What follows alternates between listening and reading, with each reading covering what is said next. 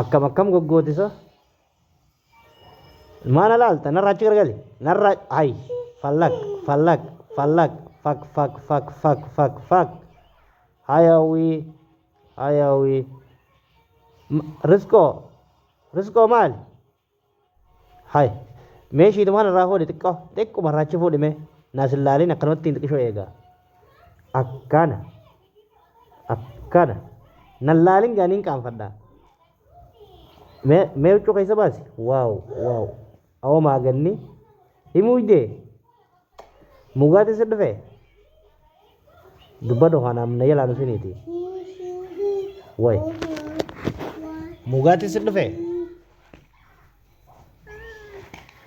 eegaa mugaati si dhufe usteebar maal laalu jirta silaati maal silkii taan keessa maal eegu jirta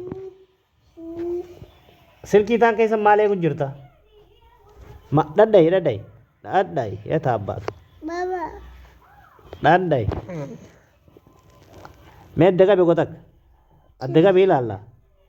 addaan qabe harka keessa baasi kan rirrige qaban maasha Allah maa moommachaa ooltagaa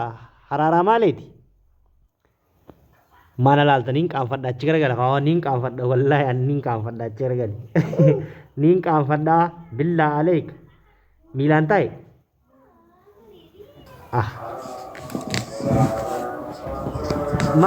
سيركشم أنت قربالش أوي الشبي أوي أمبي بمقدر سوات تقدر كرتون